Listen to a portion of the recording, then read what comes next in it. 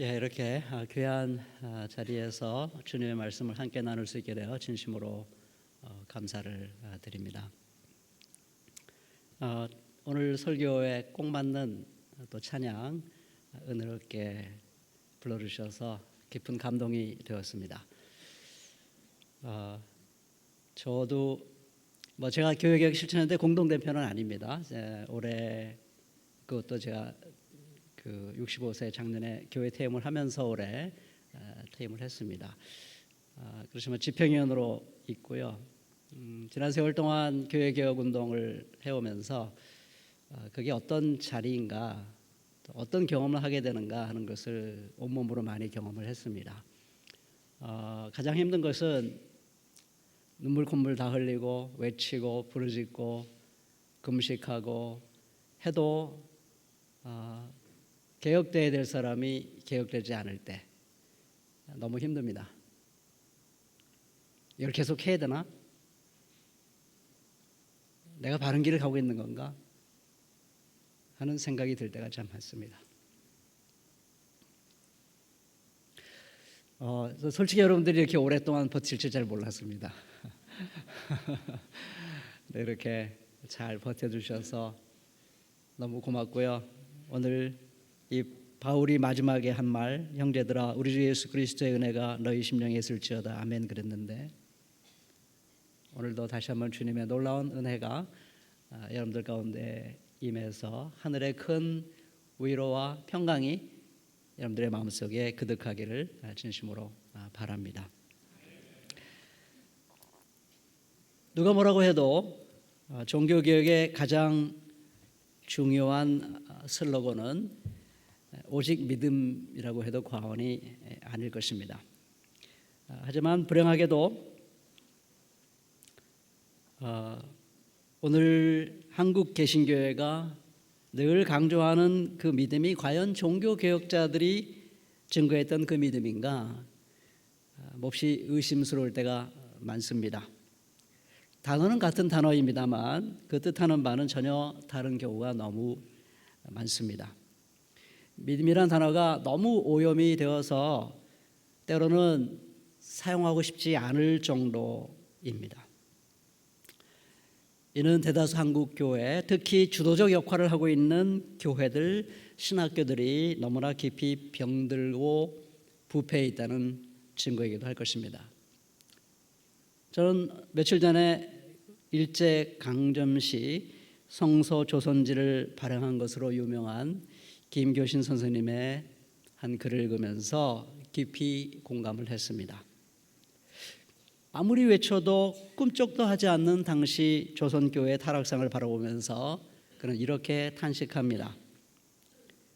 교권자들의 고막을 흔들기에는 마태복음 23장도 오히려 약할 뿐이요, 예레미야의 한숨소리도 일종의 종교 유의에 몰두하고 있는 교회인에게는 창구멍으로 세워두는 바람소리에 불과한 것이니 이는 외침이 약한 까닭이 아니요 일부러 귀를 막았거나 또는 생명이 고갈하여 감각을 잃은 자들인 까닭이다. 참 난감한 상황입니다. 그러나 이어지는 글이 제 마음을 강하게 때렸습니다. 그는 그렇게 절망적 상황 속에서 스스로 다짐합니다. 그러므로 성서조선은 나 홀로만 크게 외치려고 자긍하지 않고 오직 믿음으로써 살아 존재하고자 할 뿐이다. 오늘과 같은 때에는 다만 그리스도인으로서 진리를 파악하고 존재하는 일, 그 일 자체가 사업이요 외침이 된다.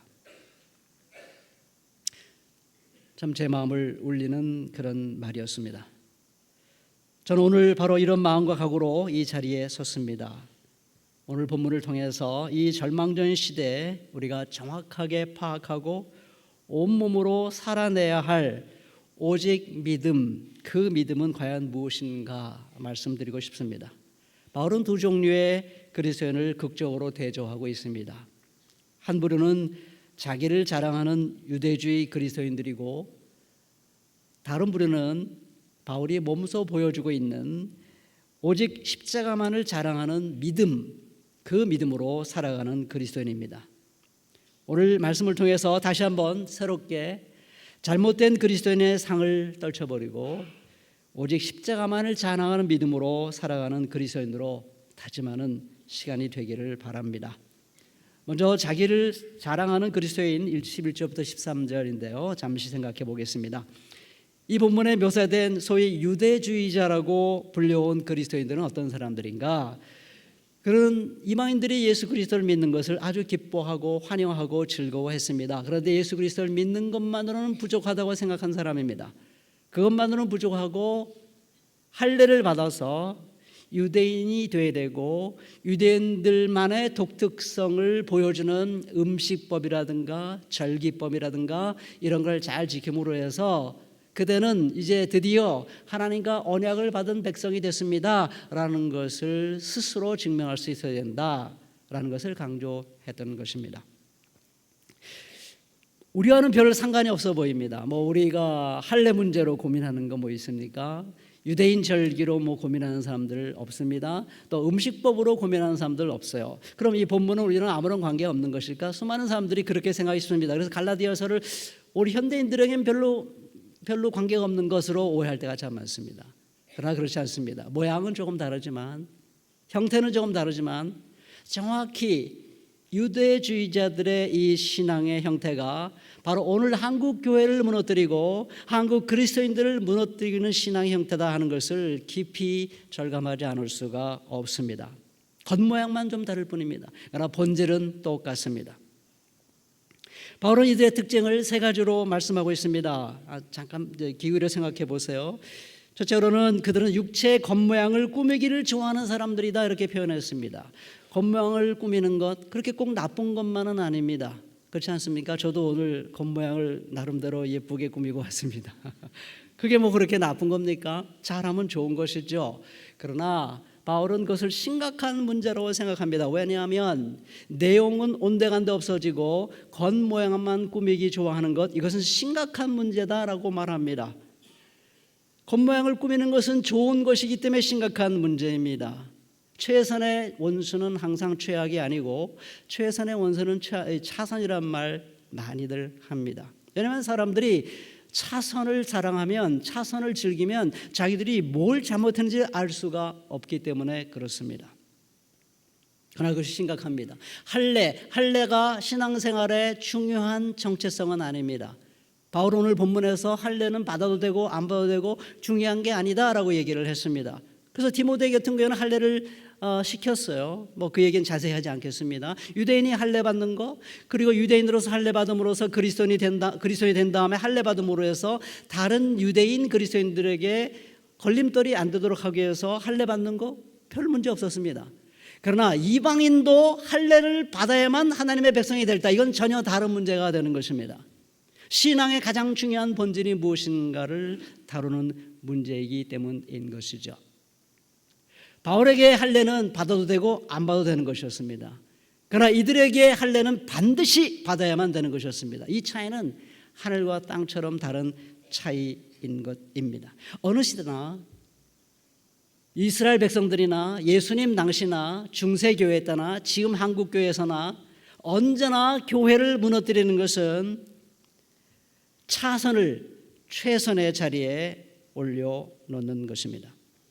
에레미야서 9장 24절부터 26절에 보면 이렇게 에레미야가 부르짖고 있습니다.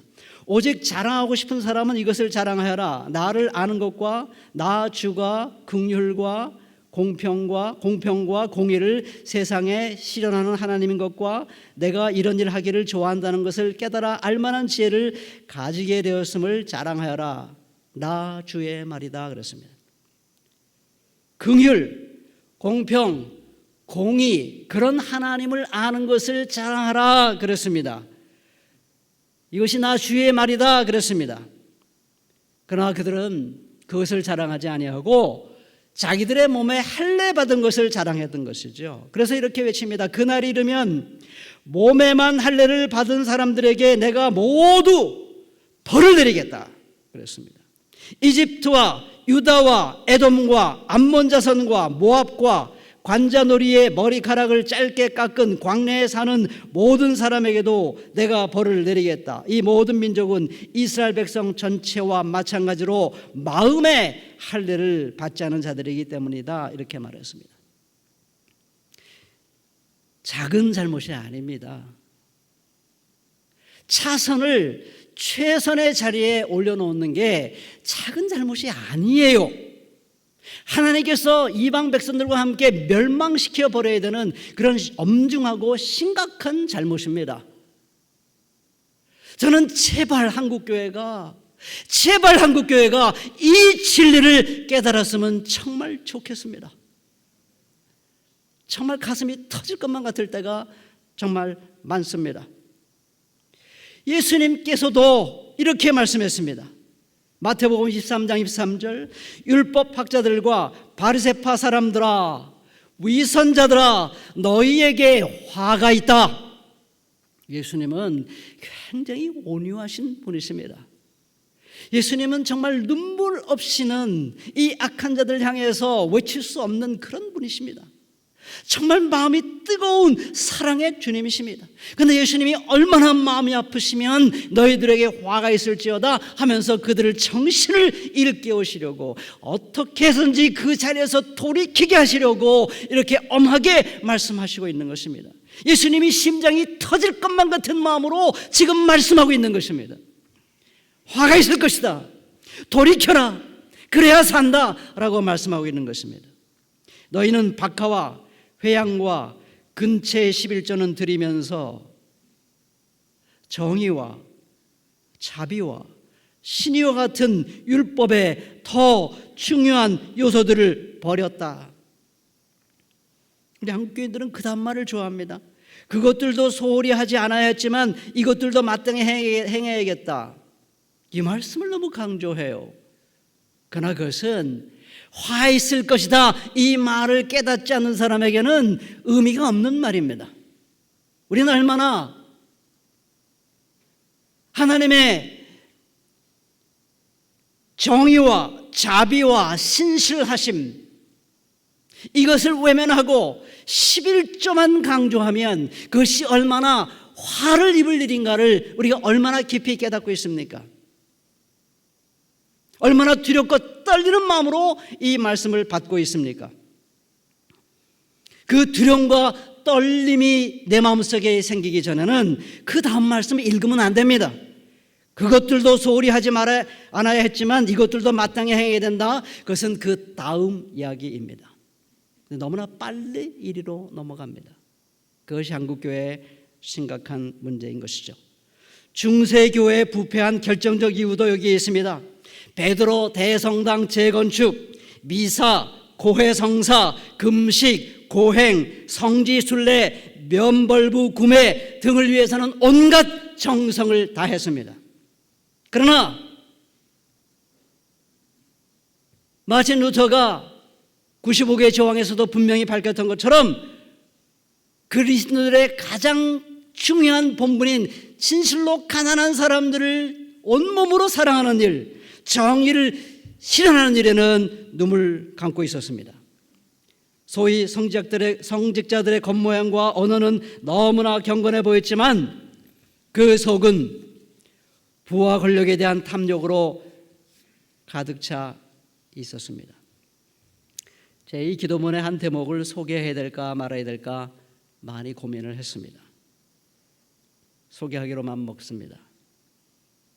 이 기도문을 잘 들어보시기 바랍니다. 예수님께서 찾으셨던 가난하고 약하고 소외되고 고통하는 자들이 주저없이 왕래하기에 문턱이 없는 편안하고 친근한 그런 교회가 되게 하소서. 그리하여 마치 그곳이 처음부터 자신의 터전이었던 것처럼 느껴지는 그런 교회가 되게 하소서. 기도가 아름답지 않습니까? 너무 아름답죠? 이 기도를 누가 드린 기도인지 여러분들 기억하고 계십니까? 6년 전에? 잊어버리셨어요? 이 기도가 오종현 목사님이 새 예배당은 이런 교회가 되게 하소서, 교회 건물에서 입당 예배를 드리기 일주일 전 교회 소식지에 실은 기도입니다.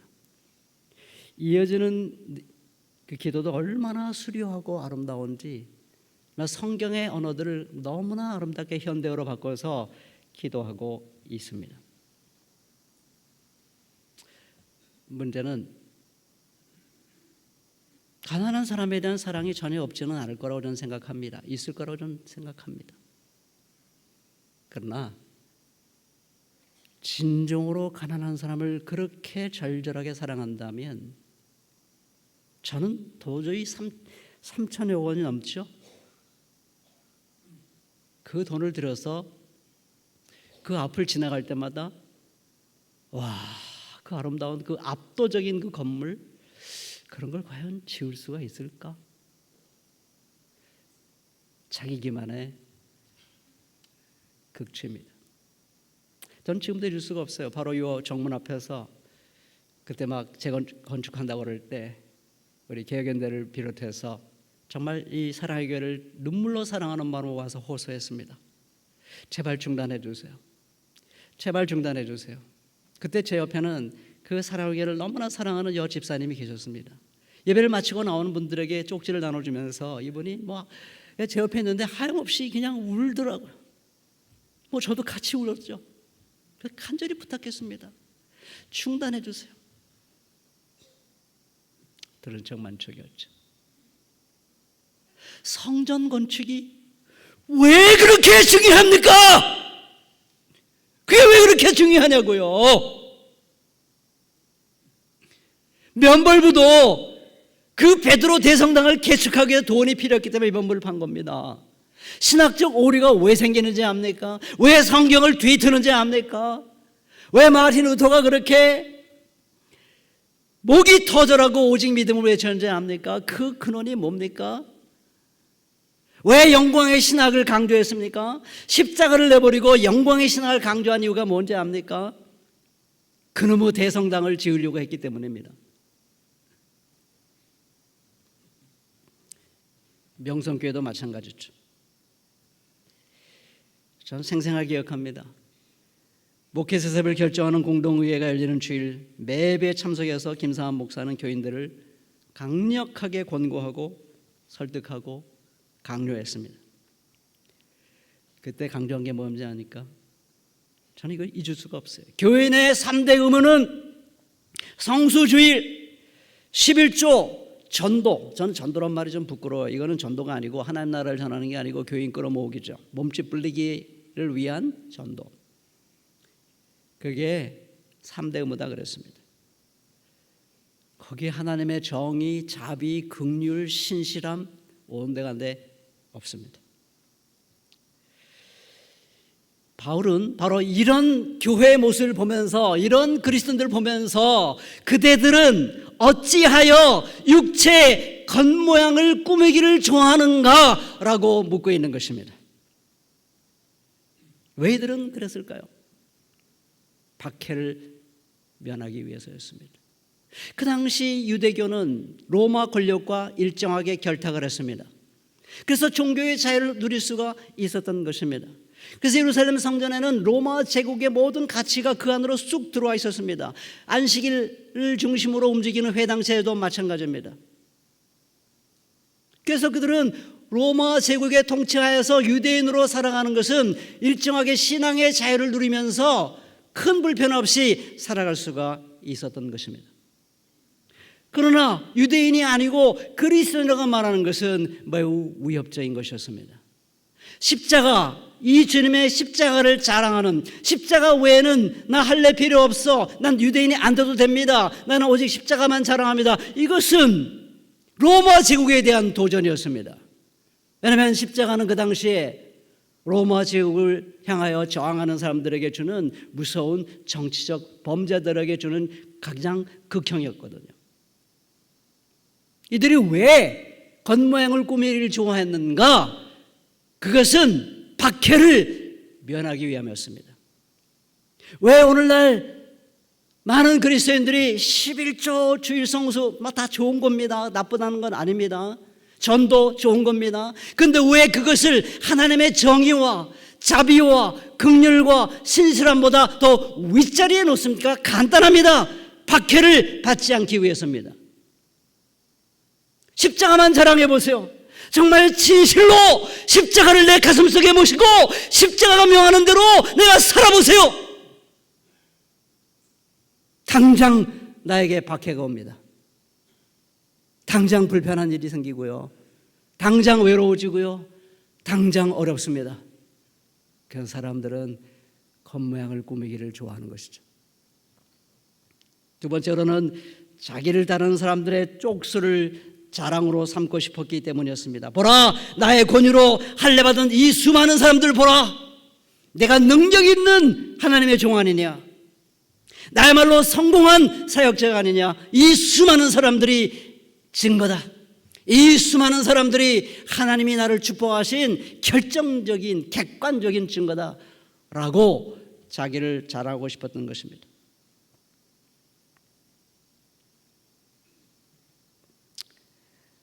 왜 기복신앙을 사람들이 좋아할까요? 기복신앙도 일종의 율법주의거든요. 기복신앙을 추구하는 사람들이 열심히 율법을 지킵니다. 쉽지 않아요. 엄청난 헌신을 해야 됩니다. 많은 것을 사실 어떤 면에서 일정하게 희생을 해야지만 기복신앙을 따라갈 수 있습니다. 그런데 그 희생, 헌신이 목적이 뭔지 압니까? 결국에는 하나님의 축복을 거머쥐고 나는 하나님의 축복을 받아서 성공한 사람이야, 나를 보세요, 내가 모범입니다. 성공하지 못한 사람들은 내 앞에서 뭐라고 말하지 마세요. 저리로 쭈그러지세요. 기복신앙은 결국 자기를 사랑하고 싶은 마음에서 비롯된 것입니다. 우리가 정말 회복해야 될 신앙은 무엇인가? 오직 십자가만을 자랑하는 믿음으로 사는 그리스도인입니다. 그는 14절에 이렇게 말합니다. 그런데 내게는 우리 주 예수 그리스도의 십자가 밖에는 자랑할 것이 아무것도 없습니다 라고 고백합니다. 사실 바울은 자랑할 거리가 많은 사람이었습니다. 우리 잘 아는 것처럼 빌립보서 3장에 보면 정통 유대인 성골 가문 출신이고 율법에 능통한 바리새파 사람이고 교회를 박해한 열성분자고 흠 잡힐 데 없을 정도로 철저한 율법의 실천가였습니다. 어디 흠 잡을 데가 없어요. 그러나 이 바울이 예수를 만난 이후에 십자가를 안 다음에는 그 모든 것이 쓰레기라는 것을 깨닫게 되었습니다. 아, 자랑할 것은 예수 그리스도의 십자가밖에 없구나. 그러나 한국교회는 이런 고백을 들으면서도 그거 별거 아니네 라고 생각할 분들이 참 많은 것 같습니다.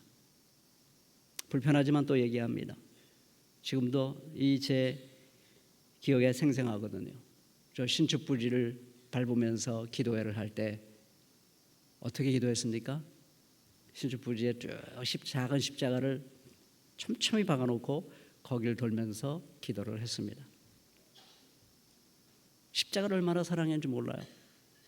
우리 한국 그리스도인들이 정말 십자가를 자기가 사랑한다고 생각을 해요. 그러나 오늘 본문을 보면 내가 정말 십자가를 자랑하는 사람인지 십자가를 정말 사랑하는 사람인지 오늘 본문을 보면 정확히 알 수가 있습니다. 바울은 내가 왜 십자가를 사랑하게 되어 오직 십자가밖에는 자랑할 것이 없다고 말하는가, 그 이유를 말해주고 있고 내가 오직 십자가만을 자랑하기 때문에 내가 지금 어떤 삶을 살아가고 있는가라고 말해주고 있습니다.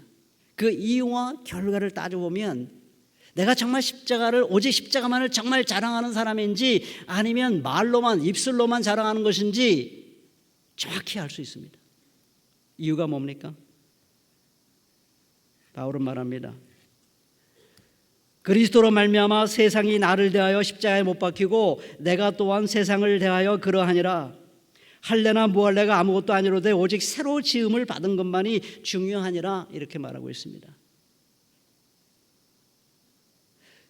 예수 그리스도의 십자가를 발견하면서 아, 내가 세상에 물들어 있었던 사람이구나 하는 것을 깨달은 것입니다. 내가 굉장히 철저한 바리새파 사람이고 철저한 율법 실천가이고 참으로 경건한 사람인 줄 알았는데 그게 다 결국 그런 것 모든 것을 통해서 하나님을 이용해서 내가 나를 자랑하고 싶은 탐욕에 사로잡힌 그런 사람이었구나 것을 비로소 깨달았습니다. 아, 내 안에 세상이 가득하구나 깨달은 것이죠. 그 첫 번 계기는 다메섹 도상에서 예수님을 만난 것이죠. 예수님은 사울을 사랑했습니다. 저는 가끔다 신앙생활하면서 이런 게 좀 힘들어요. 이런 놈은 좀 사랑하지, 죄송합니다. 이런 놈이라고 해서. 이런 놈은 박살을 좀 내주셔야지. 제가 좀 성질이 못된 사람입니다.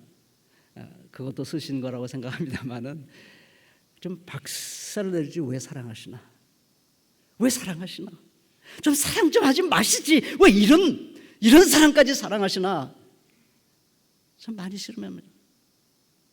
근데 그것은 사울의 마음을 돌이킬 수 있는 유일한 방법이었습니다. 빛으로, 말씀으로 사울아, 사울아, 네가 어찌하여 나를 핍박하느냐라고 질문합니다. 사울은 똑똑한 사람이에요. 그 질문 하나에서 사울은 모든 걸 사실 깨닫지 않을 수가 없었어요. 나는 저 예수를, 이 교회를 박살냄으로 말미암아 예수의 남은 흔적까지 깨끗하게 제거하려 했던 사람인데 왜 나를 사랑하는 것이지? 왜 나를 용서하려고 하는 것이지? 사울은 그 예수님의 빛과 사랑의 빛과 말씀 앞에서 하염없이 무너질 수밖에 없었습니다. 그걸 어떻게 감당합니까? 그 사랑을 어떻게 감당합니까? 그 사랑 앞에서 어떻게 무너지지 않을 수가 있단 말입니까? 사울은 얼어붙은 사람처럼 꼼짝달짝 할 수가 없었습니다. 주님의 사랑의 포로가 될 수밖에 없었던 것이죠. 막 힘으로 사람을 누르면 사람들은 반항합니다. 그러나 사랑으로 포로를 삼아버리면 그 사람은 꼼짝할 수가 없어요. 제가 주님 앞에 꼼짝할 수 없는 이유가 단 하나입니다. 주님께서 저를 강요했다면 저는 저항했을 것이에요. 그런데 저를 하염없이 사랑하니까 제가 어떻게 할 수가 없어요. 꼼짝달싹할 수가 없어요. 그 사랑은 너무나 강렬한 것이기 때문입니다.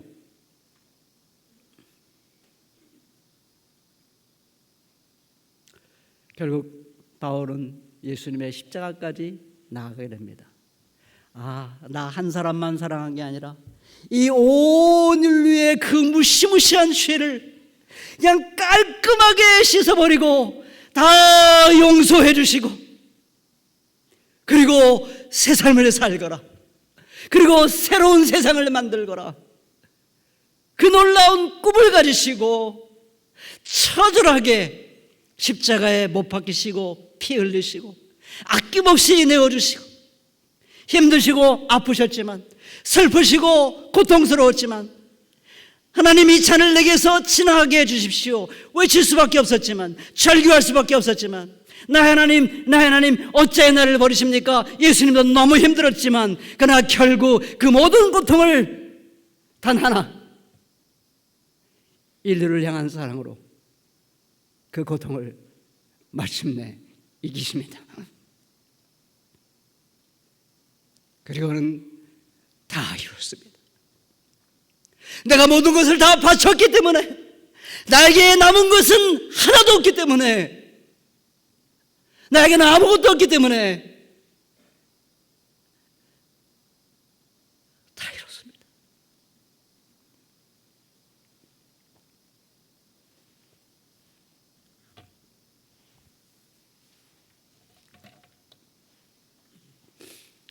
바울이 어찌 그 십자가만을 자랑하지 않을 수 있었겠습니까?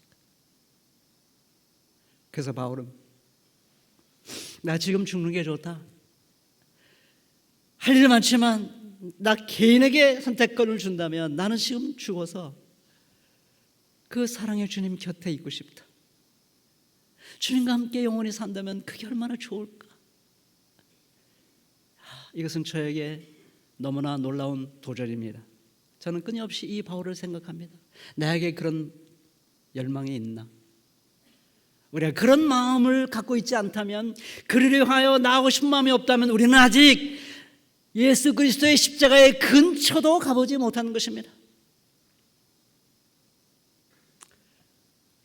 결과는 무엇입니까? 바울은 이렇게 말합니다. 이후로는 누구든지 나를 괴롭게 하지 말라. 내가 내 몸에 예수의 흔적을 지니고 있노라. 이렇게 말했습니다. 노예를 삼기 위해서 도장을 확 불에 달궈가지고 도장을 찍잖아요. 상처 자국이 생깁니다. 그걸 의미하는 것입니다.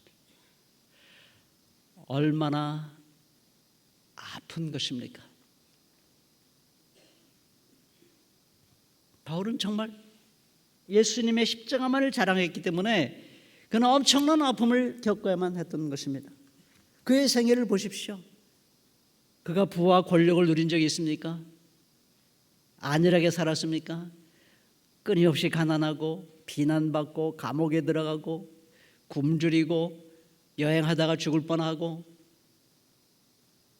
로마 제국의 죄수로 가서 법정에 서게 되고 그는 참으로 괴로운 인생길을 걸어간 사람입니다. 오죽하면 내가 예수의 상처 자국, 이 고통의 실체야 상징인 이 상처 자국이 내 몸에 새겨져 있으니까 나를 더 이상 괴롭히지 말아주세요 라고 이렇게 애원을 하고 있는 것입니까? 너무나 괴로웠던 것이죠. 그러나 그것이 전부는 아닙니다.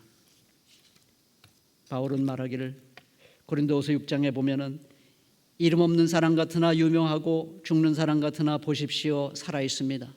징벌을 받는 사람 같으나 죽임을 당하는 데까지는 이르지 않고 근심하는 사람 같으나 항상 기뻐하고 가난한 사람 같으나 많은 사람을 부유하게 하고 아무것도 가지지 않은 사람 같으나 모든 것을 가진 사람입니다. 윤동주의 아름다운 시가 생각납니다. 괴로웠던 사나이 행복한 예수 그리스도에게처럼 십자가가 허락된다면 모가지를 들이우고 꽃처럼 피어나는 피를 어두워가는 하늘 밑에 조용히 흘리겠습니다. 제 마음을 울리는 대목은 괴로웠던 사나이, 행복한 예수 그리스도입니다. 예수님은 너무나 아름다운 모습을 우리에게 보여주셨고 오직 십자가만을 자랑한다면 이 예수에게처럼 나에게도 십자가가 허락된다면 기꺼이 피를 흘리며 가겠노라고 결심할 수 있을 것입니다. 저는 여러분들이 뭘 원하는지 너무나 잘 알고 있습니다. 여러분의 간절한 소원과 열망이 성취되기를 기도하고 응원하고 지지합니다. 그러나 여러분들이 원하는 바가 성취되었다 할지라도 만일 오직 예수님만을 자랑하는 그 믿음이 그 과정 속에서 여러분들의 삶 속에 새겨지지 않는다면 그 승리는 껍데기뿐인 승리일 것입니다. 만일 여러분들이 원하는 바가 이루어지지 않는다 할지라도 전 이루어지기를 정말 간절히 바랍니다만은 이루어지지 않는다 하더라도 여러분들이 이 지난한 투쟁의 과정 속에서 이 바울처럼 그렇습니다. 오직 나는 예수님의 십자가만을 자랑합니다. 너무 좋습니다. 저 개인에게 선택하라면 지금 죽어서 주님 곁으로 어서 가고 싶습니다. 이런 믿음이 여러분들에게 생긴다면 여러분들은 결코 실패한 것이 아닙니다. 여러분은 승리한 것입니다. 그 놀라운 승리를 쟁취하시기를 주님의 이름으로 축원합니다. 오직 예수님만을 십자가만을 자랑하는 믿음으로 한국교회 개혁의 길을 오늘도 내일도 모레도 힘차게 걸어갑시다. 기도하시겠습니다.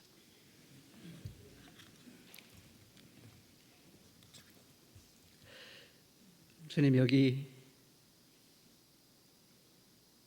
교회를 위하여 아파하고 눈물 흘려 당신의 어린 양들이 있습니다. 하늘의 위로가 아니고는 이들이 길 갈 수 없습니다. 오 하나님, 바울을 그렇게 뜨겁게 사랑하였던 사랑으로 이들 한 사람 한 사람을 사랑하여 주시옵소서. 하늘의 기운으로 성령의 기운으로 이들의 마음을 사로잡아 주셔서 오직 주님의 십자가 외에는 자랑할 것이 없다 고백하며 매일매일 기꺼이 개혁의 길을 걸어갈 수 있도록 붙들어 주시옵소서. 감사하며 예수님의 이름으로 기도드립니다. 아멘.